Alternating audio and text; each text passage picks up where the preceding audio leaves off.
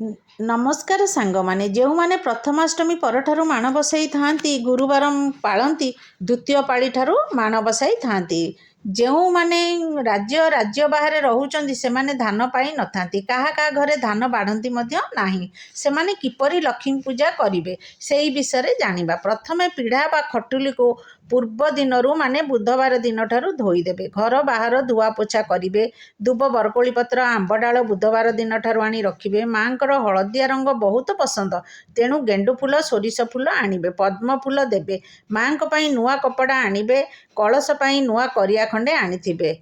नहेले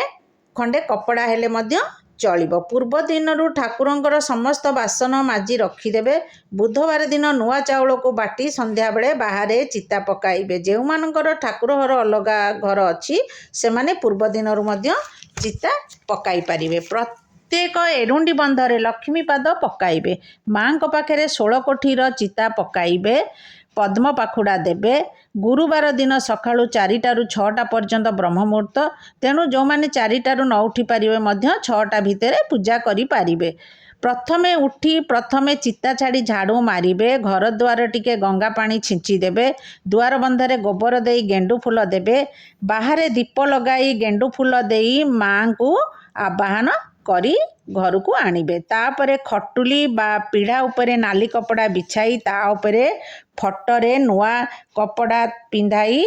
फट को रखिबे नाली किंबा हलदिया वस्त्र पिंधाइबे गेंडुमाल देबे चंदन सिंदूर लगाइबे नाली रंगर ओढ़णी रे माँ को सजाई देबे पाखरे मूला कदली अला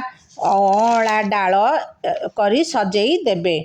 तले धान चाउल देई कलशटीए बसैबे कलश बसाइबे कलश रे चंदन सिंदूर देबे आंब डाल देबे कलश रे गुआ पैसा पकाइबे नड़िया पैड उपरे थोइबे नहले नड़िया पैड नथिले फल मध्य रखी पारिबे ता उपरे कपड़ा खंडे नहले करिया खंडे देबे दीप धूपरे माँ को आरती करिबे कलश को मध्य आरती करिबे झुणा देबे। द्वितीय पाड़ी रे भोग प्रथमे माँ को बाल भोग रे पणा देबे फल नहले क्षीर कदली गुड़ छेना चकटी भोग लगाइबे दीपरे संकुड़ी भोग लगाइबे संध्या समय फल भोग करी माँ को धूप दीप देई माँ को पूजा करिबे। जो माने बाहरे काम करूछंती दीपरे भोग देई पारिबे नाही तेणु से माने सखाळु समस्त भोग देई